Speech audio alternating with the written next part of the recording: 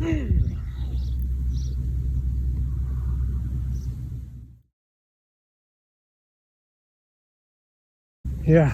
that's so far. Forget about it. What's up, guys? I figured I should give you an update. I know a lot of people were following my progress, and I just kind of gave up on it. Probably over a year ago I stopped. Got frustrated. Obviously, it's discouraging to just keep going out and training week after week, month after month, and really not making any progress. So I can only do that for so long before I just can't do it anymore. Another reason I stopped doing it is because I don't learn very well in this manner. I found out. I mean, I know there's different ways to learn, but throwing over and over again with bad form, really getting those bad muscle memory, bad habits ingrained, and then watching it back, trying to figure out what's wrong, posting it, getting advice, which is great. I got so much great advice for free. It's amazing. I mean, you can't ask for anything better than that. But the delay in doing it and then watching it and then analyzing it and then getting feedback and then trying again, you know, I mean, we're talking a lot of times at least 24 hours in between my bad throw and then getting advice on why it's bad. And I've just kind of found that it's like, that's just not a very good way for me to learn, and I think it'd be hard for a lot of people to learn that way. Now, if we're talking about easy stuff, I think it's a great way to learn. You know, like if you're talking about big fixable mistakes that take just minor adjustments, I think that's a really good way. Film yourself, get feedback, absolutely. But when we're talking about where I'm kind of pushing 400 and we're getting into the nuances of timing and hips and all that stuff, you can definitely like work really hard and get some of it, but I found it's hard to learn in that way. The weather also, it's pretty brutal for like doing a lot of filming and stuff. It's like today, it's super hot today. It's super hot today, and if I were to go film more than a few minutes, my phone's just gonna overheat, and it'll be too frustrating. And then in the winter it rains, so it's hard to get enough of that stuff together and keep at it. So that was another reason. Always injuries too. I'm always battling with a shoulder injury or something. I've also, aches and pains from doing other stuff too. I mean, I do that stuff in disc golf that can lead to injuries, and it's a bummer. You know, you gotta, I feel like most people have like kind of an athletic ceiling cap, and without any kind of major breakthroughs, maybe throwing 400 feet might be my ceiling, and might as well get accurate and work on putting and short game and forehand and all sorts of stuff. If you can throw accurately 400 feet, you're gonna be doing okay. You could probably be 1,000 rated depending on where you're playing and the courses and everything. Having said all that, about a month ago, roughly, maybe a little bit more, I had kind of an aha moment. One of my biggest, I've known it's one of my biggest things, one of my biggest problems, what a lot of people's problem is, you know, they reach straight back, they bring it to here, and then the disc starts coming out early. And if you look at the pros, you know, it gets here and then it pops out. Right, I understand that. I've always understood that. I have never been able to figure out how to have my body do that. That's what's frustrating. I realized, kind of an aha moment, if you will, that, you know, they say like, okay, so bring the disc to your chest, reach back, bring it back to your chest, and then release it. Okay, I get that. That's kind of what it looks like they're doing. But I thought of it, what if you bring the disc to right here? If you pull through and then you wait till the disc gets right here, you're gonna have so much more of this power pocket engaged before you release the disc. Now, it's kind of tricky to explain, but the tip of bringing the disc back into your chest just doesn't work for me. It might work for you, it might work for a lot of people, it doesn't work for me. When I'm practicing just putter shots, a lot of times I'll just start with the disc right here and then try to bring the disc back here. It's a crazy amount of pop, it's a crazy amount of snap, and you're gonna, if this doesn't work for you, try this. It might be what you need to take it to the next level for distance and accuracy.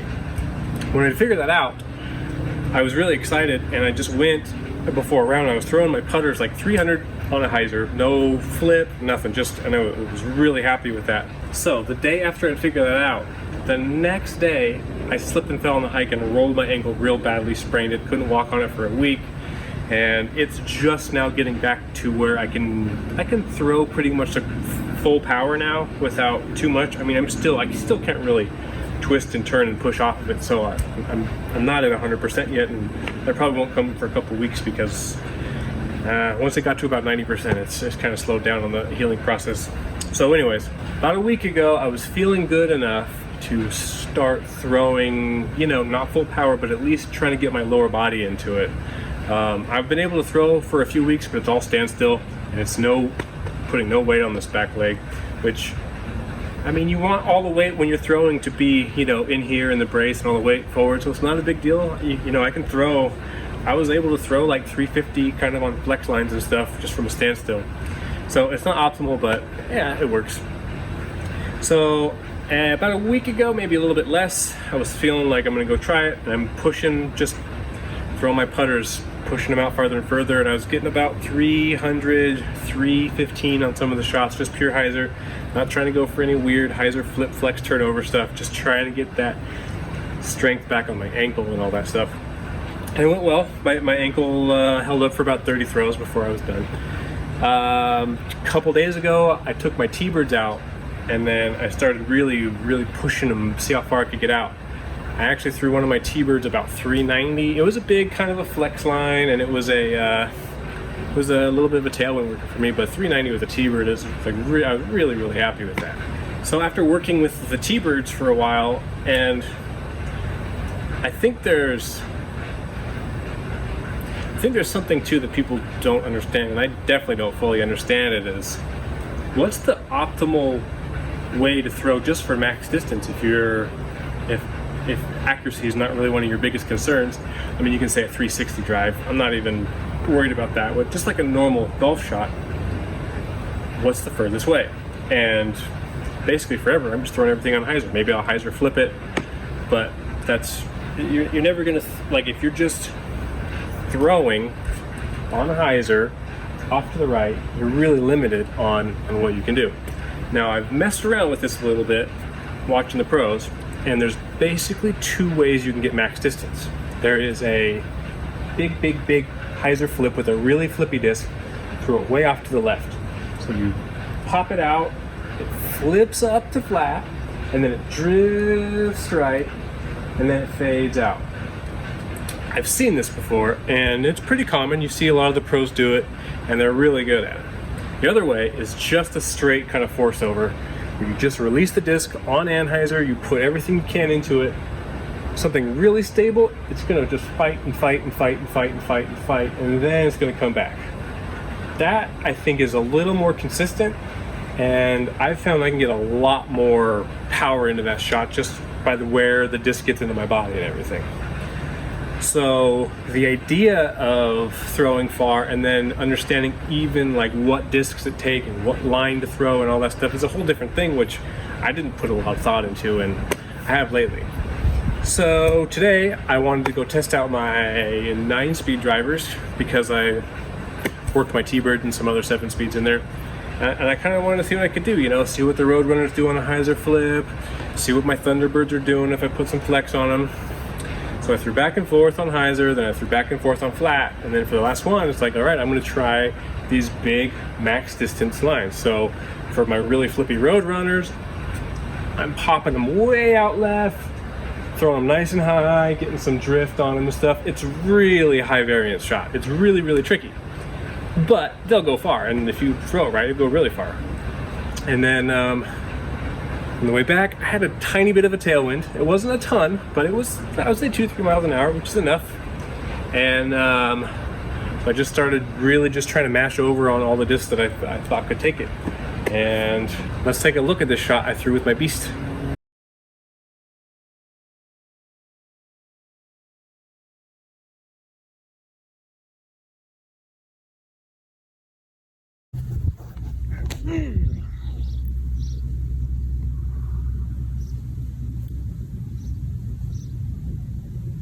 Yeah, that's so far. Forget about it. All right, Roadrunner, it's about circle 2. Thunderbird is probably just outside the circle here. This one was a crush, really. That's a Thunderbird. That's definitely inside the circle right there. It's about 25 footer. I'm really happy with that. These all were like circle 2, all pretty good. But I had one absolute smash. Unbelievable. It's not really even inside the circle.